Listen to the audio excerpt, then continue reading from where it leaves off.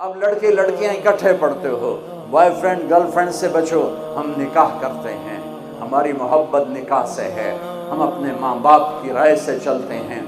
ہم خود تراشتے ہیں منازل کے سنگ میل، ہم وہ نہیں ہیں جن کو زمانہ بنا گیا، ہماری تہذیب ہے، ہماری اقدار ہیں، ہمارے معیار ہیں، ہمارے پیمانے ہیں، ہم ان پیمانوں کو نہیں توڑتے، ہم اپنی خواہشات پر خنجر پھیر دیتے ہیں، لیکن اللہ رسول اور اپنے والدین ان کو راضی کر کے چلتے ہیں۔ اپنے والدین کی آنکھوں کی ٹھنڈک بنو، اپنے دامن کو پاک رکھو، اس پہ کوئی چھینٹا نہ پڑنے دو، پھر اللہ تمہاری قدر کرے گا، اللہ تمہاری قیمت لگائے گا، اللہ تمہیں اپنے خزانوں سے وہ کچھ دینے والا ہے جس کو تم نہ سوچ سکتے ہو نہ خیال کر سکتے ہو۔ اس طرح کی جو خرافات ہیں اس سے ہمیں بائیکاٹ بھی کرنا چاہیے اور اس کے خلاف عملی جہاد اور کوشش بھی کرنی چاہیے، اور اپنے رویے سے اور اپنے انداز سے۔ بلکہ آپ کسی کو پھول ویسے بھی دینا چاہتے ہیں تو اس طرح ویسے گریز کریں۔ علماء نے کہا کہ یوم نیروز اور یوم مہرجان کے دن جو ہے وہ روزہ رکھنا منع ہے، حالانکہ روزہ تو کسی دن بھی رکھا جا سکتا ہے، لیکن یہ پارسیوں کی عید کے دن ہے، تو کہیں مشابہت نہ ہو جائے، کوئی یہ نہ سمجھے کہ ان کی عید کی تعظیم کے لیے جو ہے یہ روزہ رکھا گیا ہے، تو اس دن نہ رکھو۔ یاد رکھیں خواتین کا بیڑا غرق ہونے والا ہے،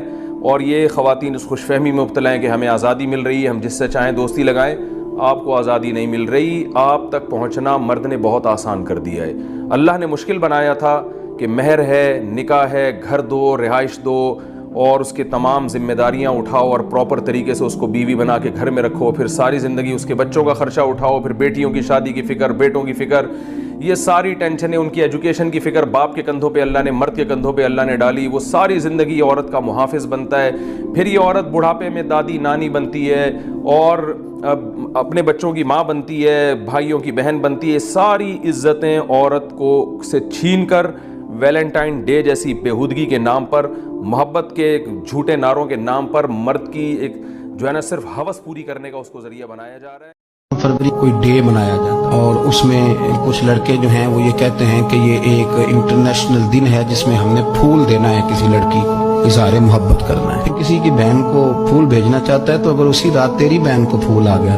تو کسی کی بیٹی پر گندی نظر ڈالتا ہے تو اگر یہ تو تیرے گھر میں یہ قرض چکانا پڑا۔ یہ کوئی مہذب قومیں نہیں جو ایسے کرتی ہیں، یہ کوئی تعلیم یافتہ ہونے کی یا گورا چٹا ہونے کی علامت ہے؟ کیا آپ کسی کو پھول بھیجیں گے؟ شرم نہیں آتی؟ ساری رسومات ان لوگوں کی ہیں جو بے حیائی کو پروموٹ کرتے ہیں، اور پھر طرح طرح کے وائرس ان کی زندگیوں میں آتے ہیں، پھر ان کی لاشوں سے تعفن نکلتا ہے، تعفن، اور پھر یہ حال ہوتا ہے کہ وہ دفنانے کے نہیں جلائے جانے کے قابل ہو۔ اللہ سے ڈرے، اللہ ہمارے حال پہ رہے۔